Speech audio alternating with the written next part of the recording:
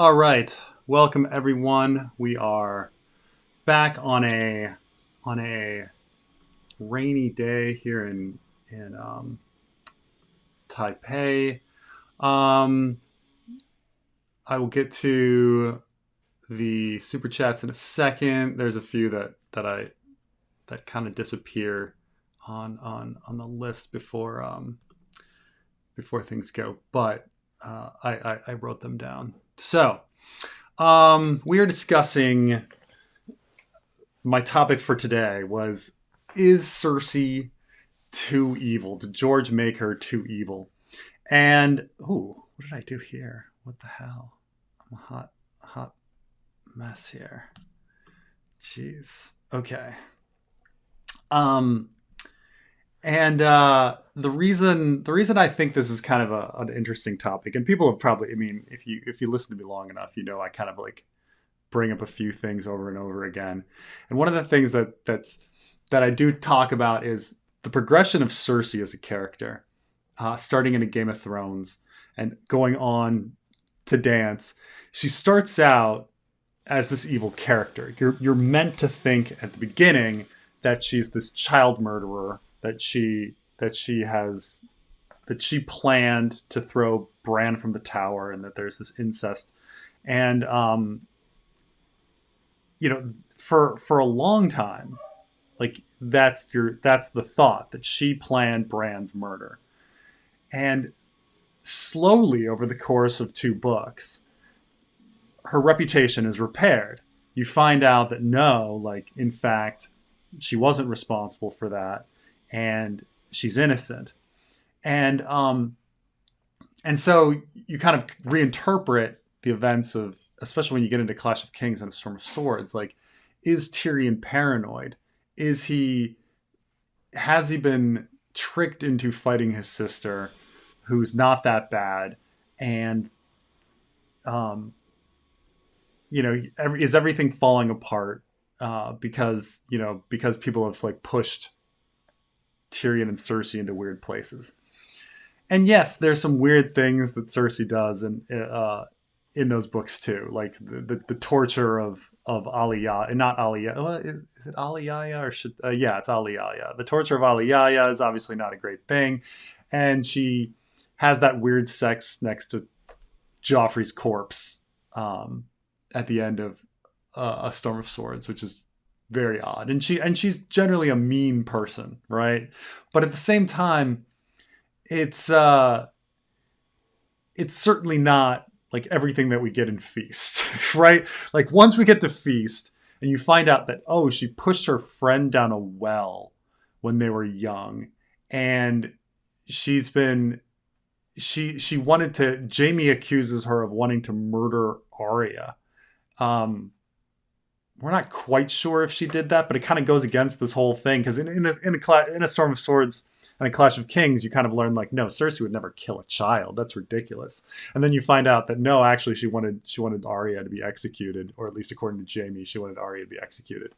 So, yeah, she did do vile things, killing Micah and the direwolves. Well, I don't know if she killed Micah. She certainly want the direwolves killed, but I think that's quite understandable. I mean, they're just animals. Like, this is not a time where, we see, like today, and modern society, we have this reverence for dogs. Like you show someone kicking a dog in a movie, they're a villain, but they can kill people right and left, and they're fine.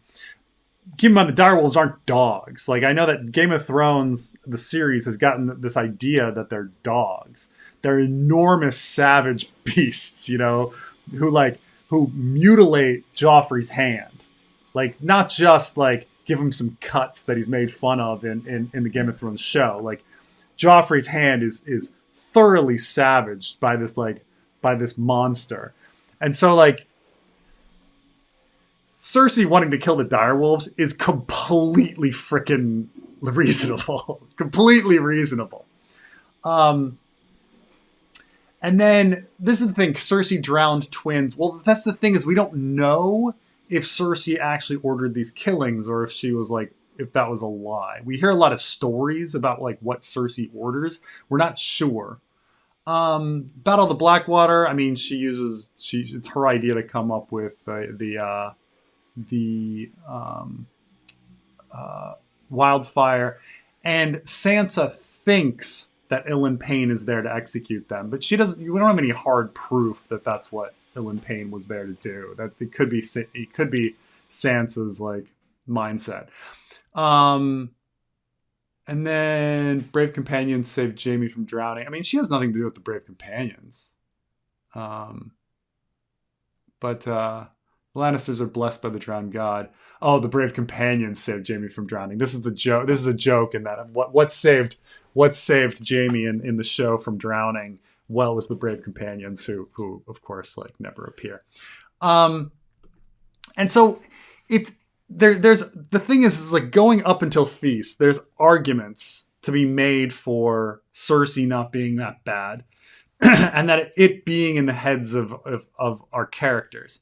But then once Feast happens, there's just no going back. And I will say that like as great as I love the Cersei chapters, and they're wonderful. The things I think that are wonderful about them aren't necessarily her being completely evil. Like it's her being completely arrogant and clueless and dumb and like building up to this Marjorie thing and then getting caught in her own web that she spun. I don't necessarily think that like, you know, pushing Heatherspoon down a well when she was young is something that I needed in there. And then at the same time, she doesn't like the idea that her servant is getting tortured and killed by Qyburn, or that the Blue Bard is getting tortured and killed by Qyburn. Like those thoughts like actually like make her upset. So I mean, I will say that Cersei's a bit of an inconsistent character. And I will say like a lot of these things that were evil about Cersei in the book, the show clearly, like the showrunners clearly thought that that they'd gone too far, that George had gone too far with Cersei, and they dialed it back. Right? There's no like Cersei's not a murderer, of a child murderer in the show, right? The Heatherspoon thing is not in there. And then what else? Like the sex next to Joffrey's corpse is reframed as unconsensual, right? That she didn't want to be doing it. And things like that. So I mean, they definitely get her to an evil point with Septa Unella and things like that, and using human shields for Daenerys. And then when they get to the point, I mean, it's one of the few things I actually do like about season 8 is that when Daenerys starts burning the city, that Cersei is shocked. She's like, "Oh my god! Like, what is she doing? Like, this is crazy." The fact that like Daenerys has out crazied Cersei at the end, I kind of do like that scene. Maybe because Lena Headey plays it so well. But yeah, let's see. Yeah, she didn't want Joffrey. She didn't want Ned dead. So there's a lot of things where Cersei is completely reasonable. She killed Lolly's sister. She didn't want to kill Lolly's sister. So that was kind of a mistake. I mean, I guess she comes in and then is like, I give you off to Qyburn. No, you're right. She does kill Lolly's sister. She knows exactly what's going to happen at that point. You know, and at least at that point, though, you can also say that, like, she's building up to crazy. I think someone earlier had put in that her insanity grows and that before her son dies, that she's not that crazy. And that's kind of true, except for the fact that we've got, like, the Heatherspoon incident and, like,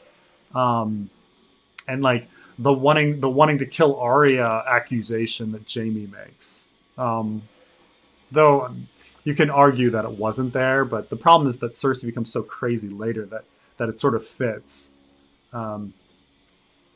Anyway, I wanted to get a few. There's a few back. We'll probably get back to Cersei here, but there's a few super chats that I have to answer. Somebody said more than fond of these live streams. This is a joke from my last overanalyzing. We talked about more than fond. The term more than fond in Ice and Fire means like you have romantic feelings for. It means fancy.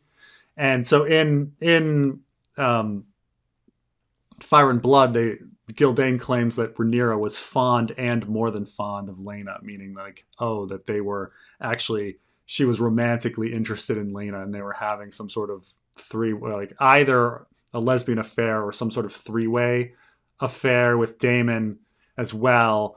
Somehow Rhaenyra is banging everybody at once in this very short period of time. Because this is the same period of time she's supposed to be having an affair with Harwin Strong, but she's also having an affair with Laena and Daemon all at once, and anybody but Laenor, you know, to try to prove that she that her children are bastards. Then I had a super chat of if the Blood Raven isn't the Three-Eyed Crow, who is? I think that if Bloodraven isn't the Three-Eyed Crow, then the Three-Eyed Crow is going to be Bran, a time-traveling Bran. But even if you were not to, and I have a whole series on that, but I think, though, if you were going to say that it was not Bran, like what would be my next second guess? I would say someone at the Isle of Faces, that there's another character at the Isle of Faces who is using the weirwood net and sending out visions as well. I think there's something, and I haven't quite been able to make sense of it, but you know, Jojen has such an incredible change from south of the wall to north of the wall that you kind of wonder, like, well, maybe something is being sent to him south of the wall, and then once he's north of the wall, he can no longer have that connection, and that's why he becomes like a little boy. He becomes his age when he goes north of the wall. And that, you know, maybe someone at the Isle of Faces is actually like sending something to Jojen, you know, and that's where the real Three-Eyed Crow is. Because Bran also doesn't get any Three-Eyed Crow visions once he goes north of the wall. So, you know, it's hard to say. I don't even know if George had planned it out. What will happen to also have a thing on what will happen to Ned's bones in the fanfic. Ned's bones will definitely come back. I haven't quite decided what will happen to them. Some people are wondering if they could be used as a glamour of some sort, you know, or is there some sort of knowledge in his bones that if it enters the weirwood net, it's significant. You know, why are these physical objects of his bones important? And so, you know, I don't know. You know, I don't know at this point what it'll be. You know, if it's going to be something that large, or if it's just going to be something funny and strange later about his bones. All right, let's go back up here.